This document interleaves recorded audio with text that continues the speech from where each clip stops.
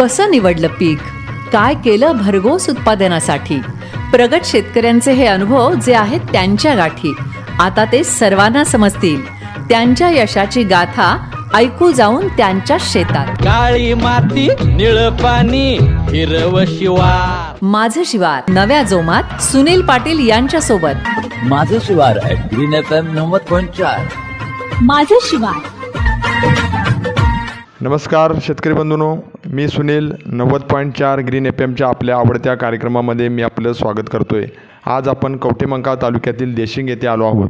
कवठेमंकाळ पाहिलं तर दुष्काळग्रस्त पट्ट्यामध्ये येतं, मात्र सध्या म्हैसाळ योजना असेल किंवा स्वतःच्या पाण्याच्या नियोजनावर आणि ड्रीप इरिगेशनच्या जोरावर येथील शेतकऱ्यांनी आपल्या सर्व जमिनी आता बागायती करत आहेत. आज आपल्यासोबत जिद्द आणि चिकाटीच्या जोरावर भाजीपाला व्यवसायामध्ये तसेच फुलशेतीमध्ये आपलं चांगलं नाव कमवलेले आज आपल्यासोबत विठ्ठल हुलवान आहेत. त्यांच्याशी आज आपण गप्पा मारणार आहोत. नमस्कार सर. नमस्कार. सर्वप्रथम आमच्या शेतकरी बंधूंना ऐकायला आवडेल की आपण शेती व्यवसायात कधीपासून आलात? शेती व्यवसायात म्हणजे जवळपास 96 आहे. सुरुवातीला द्राक्षबाग होती, घातली होती 99 साली. 10-12 वर्षे द्राक्षबाग होती आणि त्यानंतर भाजीपाला व्यवसायात 2010 आहे. ढबू मिरची, त्याच्यानंतर म्हणजे कलिंगड असो, टोमॅटो, काकडी, ही सगळी पिकं असतात. भाजीपाला पिकं अधिक म्हणजे फुलं जे असतात हे आहेत कायम चालू सातत्यानं. आपल्याकडे हुलवान साहेब शेती किती आहे? माझी शेती 2.5 एकर आहे मला. आणि या शेतीमध्ये पाण्याचं नियोजन कशा पद्धतीने केलं आहे? पाण्याचं आमची विहीर आहे आणि बोर पण आहे, त्यामुळे पाण्याची काय अडचण आहे. आणि म्हैसाळ योजनेच्या कालव्यामुळं त्या पाटाला पाणी आल्यामुळे काय अडचण नसते. आता आपण सध्या झेंडू घेतलेला आहे, मी बघितला झेंडू आपला चांगला आहे. झेंडू पिकाचं व्यवस्थापन कशा पद्धतीने असावं? नाही, झेंडू पीक म्हणजे मी का घेतलं की याच्या अगोदर त्या प्लॉटमध्ये माझ्या ढबू होतं, त्यानंतर मी त्याच्यामध्ये कलिंगड केली होती. आणि सातत्यानं जर भाजीपाला पिकं जर आपण जर त्या रानामध्ये घेत गेलो तर त्याच्यामध्ये जमिनीमध्ये निमॅटोड असो किंवा इतर बुरशीचं प्रमाण वाढत असतं, प्रादुर्भाव वाढतो. एक पीक फेरपालट म्हणून ताग लावण्याचा विचार होता, पण त्याच्याऐवजी मग मी झेंडू मी ऑप्शन निवडला. कारण झेंडूच्या मुळामध्ये एक विशिष्ट प्रकारचे द्रव्य असल्यामुळं ते निमॅटोड वगैरे ते कंट्रोल करतं. आणि तो झेंडू संपल्यानंतर तो जोपर्यंत हिरवा आहे तोपर्यंत रोटरबावर ते गाडल्यामुळं ना त्याचं उत्तम प्रतीचं अगदी हिरवळीचं जे खत बनतं त्यापासून ह्याचा हा दुहेरी फायदा होतो. आणि पिकाचं उत्पादन मिळालं तर मिळालं अशा उद्देशाने मी ते लावलं होतं. पण यावेळी त्याला रेट पण अगदी चांगला दर मिळाला. जवळपास ती जी 31 जूनची माझी लागण होती, अगदी श्रावण महिना सापडला. गणपतीमध्ये याला दर चांगला होता. आता थोडासा उतरला आहे दर, पण आणखी आता मार्केट आणि 4 दिवसात वाढेल. मग आता थोडेसे नवरात्र असो किंवा दसरा असो किंवा दिवाळीपर्यंत हा प्लॉट आमचाच प्लॉट चालेल. हा 1 एकरचा प्लॉट आहे. 5,500 याच्यामध्ये ते रोपं लावले आहेत. मग आहे तिथं उत्पादन पण चांगलं आहे. आता कालच त्याचा आम्ही तोडणी केली, जवळपास 750 किलो पण माल निघाला त्याचा एका तोड्याला. मग दर 5व्या दिवशी माल आम्ही तोडतोच, भले त्याला दर असो अथवा नसो. माल झाडावर ठेवून चालत नाही. माल जर झाडावर राहिला तर ह्याच्यामध्ये करपा रोगाचा अटॅक वगैरे वाढू शकतो. हुलवान साहेब, पहिल्यांदाच आपण फुलशेतीचा प्रयोग केला आहे का या अगोदरही फुलशेती घेतलेली आहे? फुलशेती माझी जवळपास मी 5 ते 6 वेळा याच्या अगोदर केले. दर 3 वर्षातून एकदा त्या रानामध्ये मी झेंडू लावतोच. ते एक पीक फेरपालट म्हणून ताग किंवा झेंडू हा माझ्याकडे ऑप्शन असतो आणि तो मी लावतोच अधूनमधून. कारण माझी पद्धत कशी आहे, एकदा मी त्या जमिनीमध्ये त्याची मशागत करतो, नांगरट फुनकुळ असेल ते, त्याच्यानंतर शेणखत घालतो आणि त्याच्यानंतर मग चांगल्या पद्धतीचा मी त्याला मल्चिंग हातरतो. आणि त्या मल्चिंगवर मग मी सुरुवातीला अगदी ढबू असो किंवा हिरवी मिरची हे पीक घेतो. त्यानंतर ते काढून त्यात एखादा वेलवर्गीय घेतो, काकडी असो किंवा कारली, दोडका. आणि त्याच्यानंतर त्याच बेडवर तिसरे पीक माझं झेंडू असते. हुलवान साहेब, झेंडू करत असताना पूर्व मशागत कशा पद्धतीने असावी? झेंडू हे तसं त्याला काय म्हणजे कशा पद्धतीचं असेल तर ते येतेच पीक, पण कुठलेही पीक लावताना अगोदर जमिनीची आडवी उभी नांगरट केलेले फायदेशीर. त्याच्यानंतर शेणखत घालायचं, मग रोटर मारायचं, मग त्याचं सीझननुसार ह्याची बेड करायची. तुम्ही कोणत्या सीझनला लावणार आहात. जर पावसाळी हंगामात असेल तर म्हणजे त्याची झाडाची वाढ भरपूर होते, झाडं मोठी येतात, त्यामुळे जरा थोडंसं अंतर वाढवावं लागतं. हिवाळ्या किंवा उन्हाळी हंगामात थोडंसं अंतर जवळ घ्यायचं किंवा 4.5 फुटापर्यंत घ्यायचं. आता मी अंतर आहे माझं 5 बाय 6 फुटावर मी लागण केली.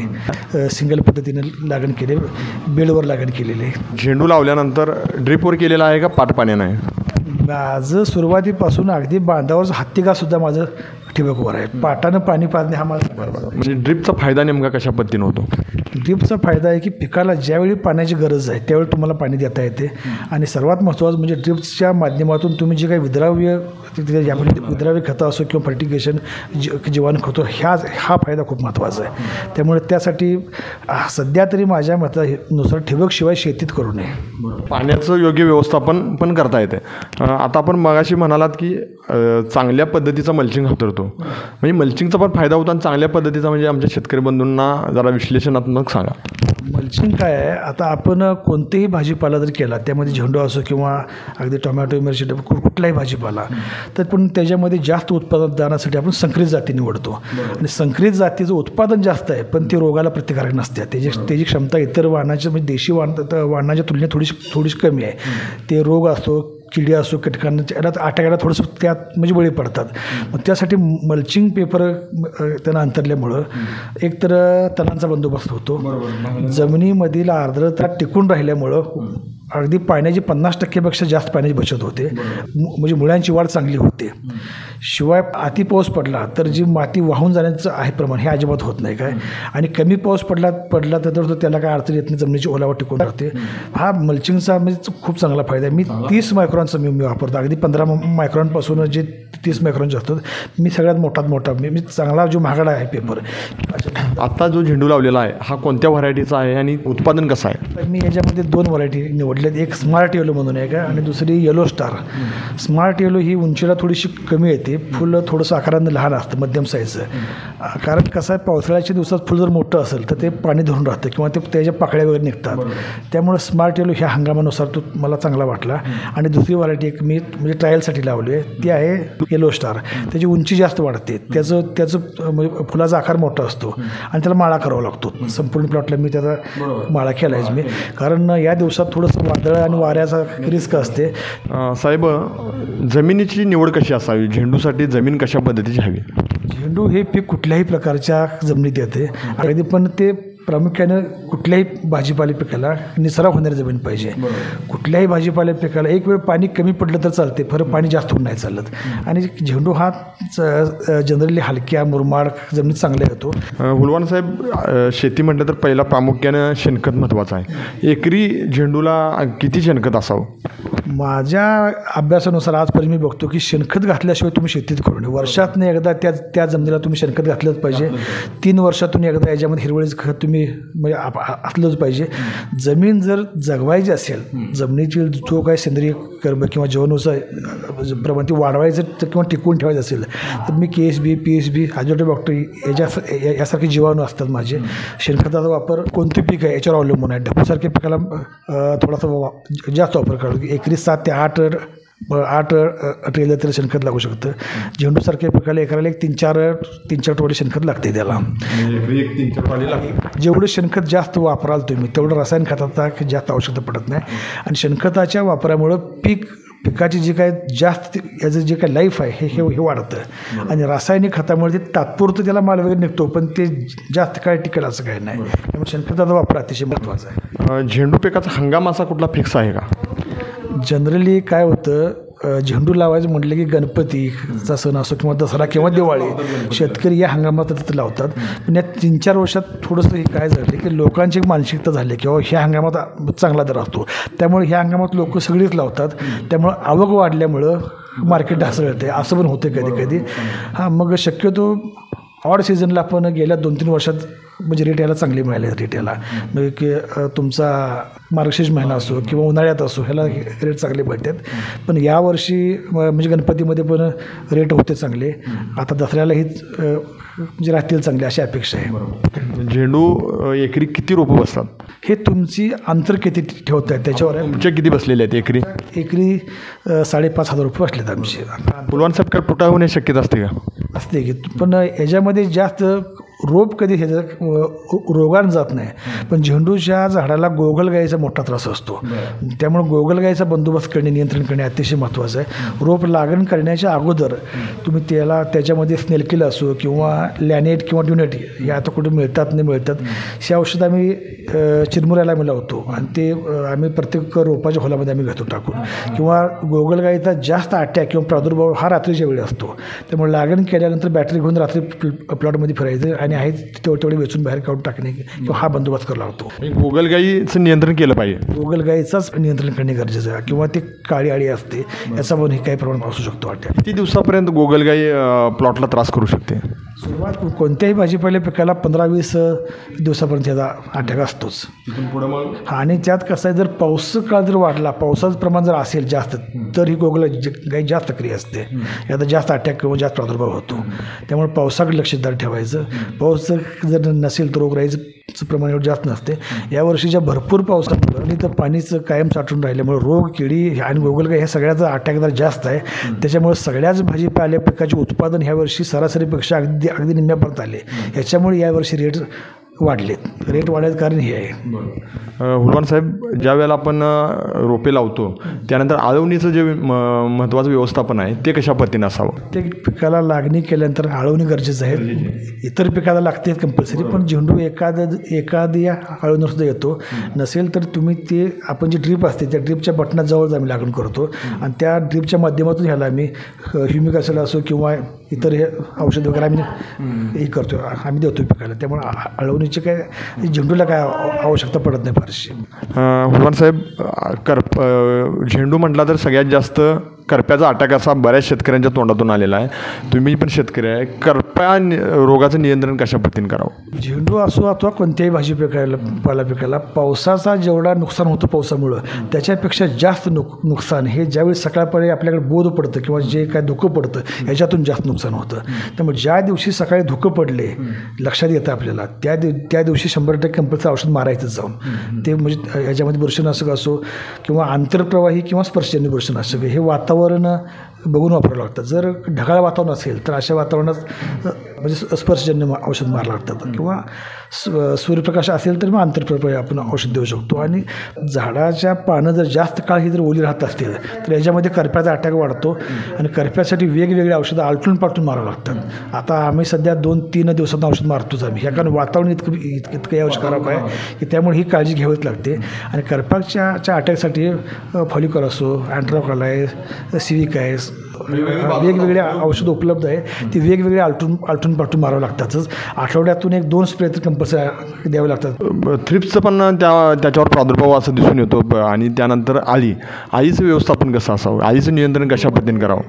झेंडूमध्ये थ्रिप्सचा अटॅक इतका जास्त नसतो, पण त्या मानानं लाल कोळी जास्त असतो आणि अळी असते याच्यामध्ये फुलामध्ये, पण त्याच्यापेक्षा नाग अळीचा अटॅक जास्त होतो. त्यामुळे याची काळजी घेणे गरजेचं आहे. अळीच्या नियंत्रणासाठी जर ढगाळ वातावरण झालं तर तुम्ही औषध मारायचेच. आणि अमावस्या आणि पौर्णिमा हे दिवस आपण चुकवायचे नाहीत, कारण या दिवसामध्ये ते अंडी घालून त्याच्यामध्ये अळ्या वाढण्यात प्रचार जास्त असतात. त्यामुळे या दिवशी आंतरप्रयोग असतो किंवा जे उपलब्ध आहेत औषध मारायचेच. ज्या वेळेला आपण रोपं लावतो त्यानंतर साहेब किती दिवसानं फुलाचा पहिला तोडा येतो? झेंडू साधारणपणे 42 ते 45 म्हणजे 1 दिवसा आसपास येतोच माल तोडायला येतोच. साधारण किती तोडे होतात? काय करायला लागते, पहिला जो असतो ना तोडा, पहिलं फूल जे येते फूल ते धरायचं नाही, ते कळीच्या अवस्थेत ते तोडून टाकायचं. त्यामुळे नंतर हे त्याला फुटव्यांचं प्रमाण वाढते. आणि किती दिवस फळ टिकतो, कारण आम्ही एकदा हा 6-6 महिन्यापर्यंत आम्ही प्लॉट आम्ही हे केलं चालू. जर शेणखत असेल तर हे जास्त काळ फुल टिकतं, फुलाचे प्लॉट टिकतात. आणि जर रोगाचा अटॅक जर वाढला, पाऊस काळ जर जास्त झाला तर आत्ता सध्या बऱ्याच जणांचे प्लॉट चालू होण्याच्या अगोदर गेलेले आहेत, अशी परिस्थिती आहे. त्यामुळे आहे आमचं जरा थोडंसं आम्ही लक्ष देऊन ते थोडं प्लॉट सांभाळल्यामुळं आहे. साधारण हा दसरा तर होतोच, दिवाळीपर्यंत प्लॉट टिकवण्याचा विषय आमचं नियोजन आहे. ऑक्टोबर अखेरपर्यंत म्हणजे अजून 1 महिनाभरपर्यंत प्लॉट आमचं चालेल. रासायनिक खताचा काय वापर करताय का? रासायनिक खताचा वापर हा त्याची गरज बघून असते.